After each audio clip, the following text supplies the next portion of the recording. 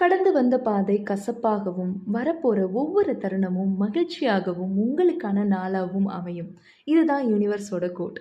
So, இன்னைக்கு உங்களுடைய பிரபஞ்சம் உங்களுக்காக கொடுக்கக்கூடிய அத்தனை விஷயங்களுமே சிறப்பா அமையணும் அப்படின்னு சொல்லி, கிட்டத்தட்ட 1 வருஷத்துக்கு அப்புறமா இந்த ஒரு வீடியோல நான் உங்கள மீட் பண்ண போறேன். ஸோ, ரொம்பவே ஹேப்பியா இருக்கு. நான் உங்க கூட ஷேர் பண்ண போறேன். வாங்க வீடியோக்குள்ள போலாம். உலக நாடுகள் அத்தனையுமே போட்டி போட்டு இந்த ஒரு நிறுவனத்துல இவ்வளவு விஷயங்கள் இருக்கா? இந்த ஒரு நிறுவனம் எப்படி இவ்வளவு குறுகிய காலத்துல இவ்வளவு பெருசா மாறுச்சு? அப்படிங்கிற நெறைய கேள்விகள் குடுக்கக்கூடிய, நெறைய பேரால எவ்வளவு ஆச்சரியமா பார்க்கக்கூடிய ஒரு நிறுவனம் தான் நம்மளுடைய சென்னைய மெயின் பிரான்ச்சா இயங்கிட்டு இருக்கிற நம்மளுடைய Zoho நிறுவனம்.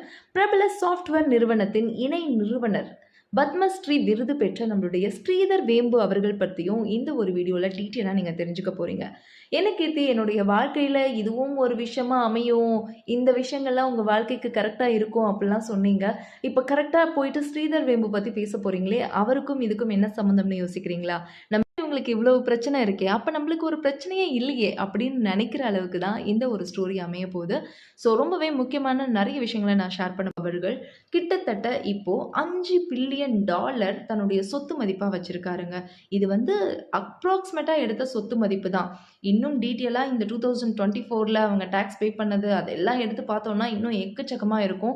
ஏன்னா, அவங்க நெறைய பிரான்ச்சஸ் ஈவன் வந்து தென்காசிலலாம் பிரம்மாண்டமா அத விரிவுபடுத்திட்டு இருக்காங்க. ஸோ கூடிய சீக்கிரம் வந்து பார்த்தீங்கன்னா, திருச்சி, மதுரை இந்த மாரி ஒவ்வொரு இடத்துலயும் அவங்களுடைய நியூ பிளான வந்து கொண்டுகிட்டே வருவாங்க அப்படிங்கிறதுல எந்த டவுட்டும் கிடையாது.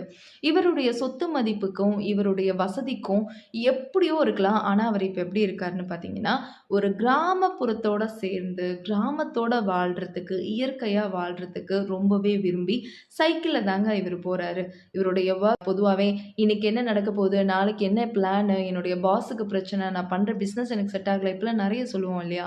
இவரு பல கோடி கணக்க இவரு சேலரியா வாங்கி, பல லட்சங்கள்ல, பல கோடிகள்ல வீடுகள கட்டி, தன்னுடைய மனைவி, குழந்தை அப்படின்னு சொல்லி ரொம்பவே செட்டில்டான லைஃப்ப தான் வாழ்ந்துட்டு இருந்தாரு. பட் ஒரு கட்டத்துக்கு மேல அவங்களுடைய குழந்தைக்கு ஒரு சில பிரச்சனைகள் இருக்கு. அத பிரச்சனைன்னு சொல்ல முடியாது. அவங்களுக்கு வந்து பார்த்தீங்கன்னா, ஆட்டிசம் இஷ்யூஸ் இருக்கிறதுனால, ஸ்பெஷலா கவனிச்சுக்கணும் அப்படிங்கிறதுனால, ஆல்ரெடி 2 பேருக்குமே நெறைய டிப்ரஷன்ஸ் இருந்திருக்கு. ஸோ, இதில வந்து பார்த்தீங்கன்னா, இவரு மேரேஜ் பண்ணதுக்கு அப்புறம் இவங்களோட ஒய்ஃப் ரொம்பவே சப்போர்ட்டிவா இருந்திருக்காங்க. ஸோ, இவங்க வாங்குறதுக்கு ஒரு முக்கிய காரணமா, அதுக்கப்புறம் வழக்கறிஞருக்கு சொன்னதுக்கு அப்புறம் தான் நியூஸ் பேப்பர்ல எல்லாம் வந்தது.